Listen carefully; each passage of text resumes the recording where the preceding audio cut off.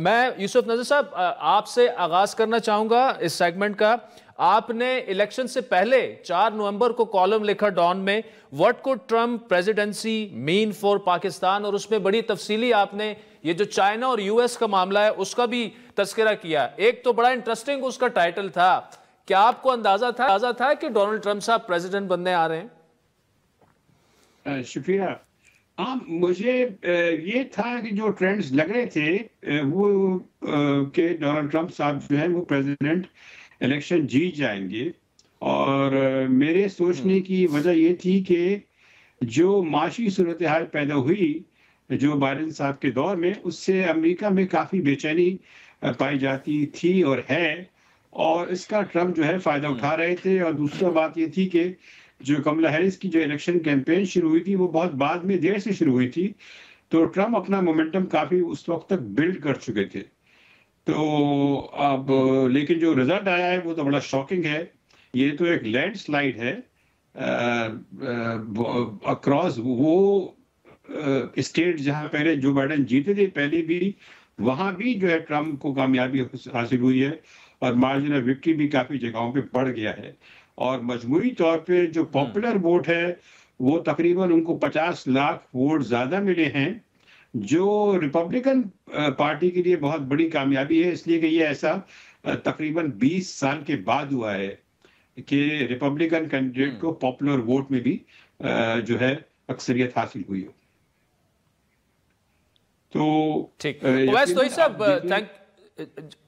جی یوسف نذر صاحب آپ جواب کمپلیٹ کیجئے. جی جی میں شکریہ. بس میں یہی کہنا چاہ رہا تھا کہ اب جو دیکھنا یہ کہ اب جو ٹرانزیشن ہوگا اور جس طرح سے ٹرمپ جو ہیں گیئر اپ کرتے ہیں بڑا انٹرسٹنگ ہوگا, اور یہ دیکھنا ہے کہ وہ خیر ان کا پہلا فوکس تو امریکہ فرسٹ ہے, اکانومی ہوگا, لیکن وہ فارن پالیسی میں خاص طور پہ وہ یوکرین وار کے لحاظ سے اور مڈل ایسٹ میں جو ہو رہا ہے صورتحال اور چائنا کے لحاظ سے, یہ 3 بڑے ایریاز ہیں, وہ کس طرح سے آگے بڑھتے ہیں. ٹھیک, اویس توئی صاحب thank you so much for joining اس. یہ بتائیے گا, دیکھیں جو امریکہ کی ساؤتھ ایشیا پالیسی ہے وہ انڈو اسپیسیفک ہے, خصوصاً افغانستان سے وڈرال کے بعد صرف شاید ہمیں چائنا کے گوگل سے ہی دیکھتے ہیں, پاکستان کی اتنی اہمیت نہیں رہ گئی جتنی کہ 2 سال پہلے تھی. اگر تو جس طرح وہ ٹیرف لگانے کی بات کر رہے ہیں ڈونلڈ ٹرمپ چائنیز پر کہ 60%, اور تو اس کے بعد ٹریڈ وار مزید بڑھے گی, ایسے میں پاکستان کے لیے چیلنج یہ ہوگا, یہ جو بیلنس ابھی تک ہم مینٹین رکھ پائے ہیں between U S and China, آپ کیسے دیکھ رہے ہیں اس کو؟ کیا چیلنجز پاکستان کو پیش آ سکتے ہیں اگر یہ معاملہ اس طرف جاتا ہے تو؟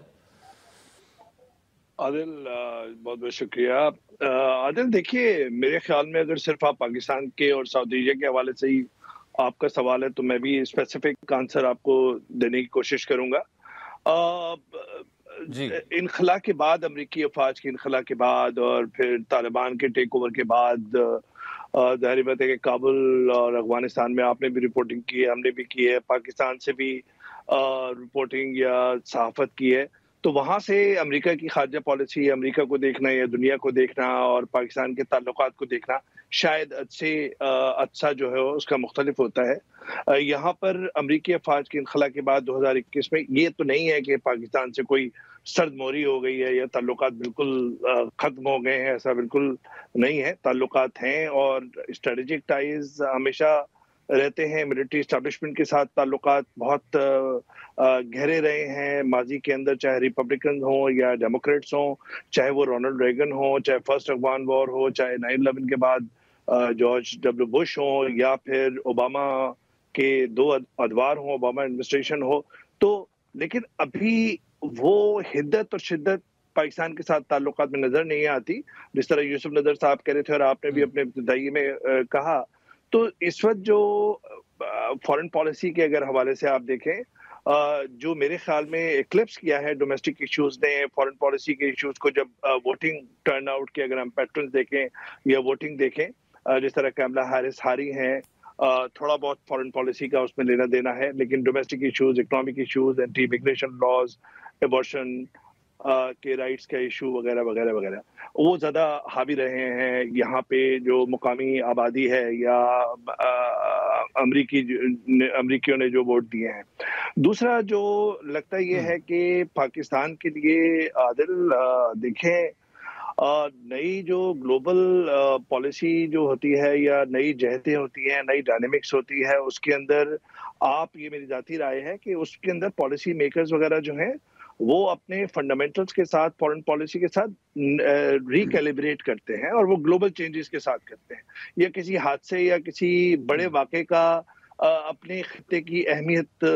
کے لیے صرف انتظار نہیں کر رہے ہوتے. جو ماضی میں ہم نے دیکھا ہے کہ 2 افغان جنگیں ہوئی ہیں تو پاکستان کی اہمیت رہی ہے، اور شاید ابھی بھی بہت سارے لوگوں کا پاکستان میں یہی خیال ہے کہ شاید ایران پہ شاید جنگ بڑھ جائے اور کچھ ہو جائے. مجھے لگتا ہے کہ پاکستان کے پالیسی میکرز کے لیے بہت بہتر موقع ہے، اور جتنی میری تھوڑی بہت سمجھ ہے اس کے مطابق تو دیکھیں برکس کا ایک فورم ہے، پاکستان چائنا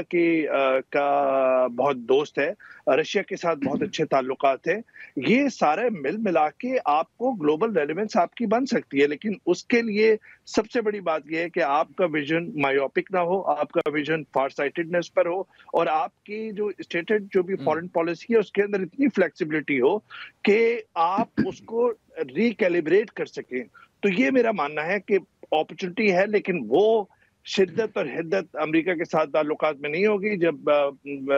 ٹرمپ آئیں گے یا ان کی ایڈمنسٹریشن آئے گی تو بڑی جو ایشوز ہیں وہ ایران کو لے کے ہے. ایران پہ ان کا ایک سخت موقف رہا ہے، اور یوکرین کی جنگ آپ کو پتہ ہے کہ یوکرین کے ساتھ نیٹو کے اندر جو تھا، ماضی میں بھی ڈونلڈ ٹرمپ نے اور اس دفعہ بھی اپنی کیمپین کے دوران سخت نکتہ چینی کی ہے کہ نیٹو کے جو اراکین ممبران ہیں وہ اپنے ڈیفنس بجٹ خود برداشت کریں، نہ کہ امریکہ کے کندھوں پر بوجھ ہو، جس کا بوجھ جو ہے امریکیوں پہ پڑتا ہے. اور دوسری طرف مڈل ایسٹ کے اندر وہ پیس قائم کرنے کی بات کر رہے ہیں، کیسے کریں گے ایک بہت بڑا سوال یہ نشان ہے. اور تیسرا چائنا کے لیے جو ایک اسٹرکٹ ٹیرفز امپوز کرنے کی بات کر رہے ہیں تو اس سے بھی ایک بے چینی ہے، چائنا کے خلاف بھی ان کے وہ ہے. لیکن یوکرین کی جنگ بہت بڑا مسئلہ ہے اس وقت، اور یورپی جو لیڈران ہیں ان میں شاید کہیں نہ کہیں وہ فکر آمیز بھی ہو.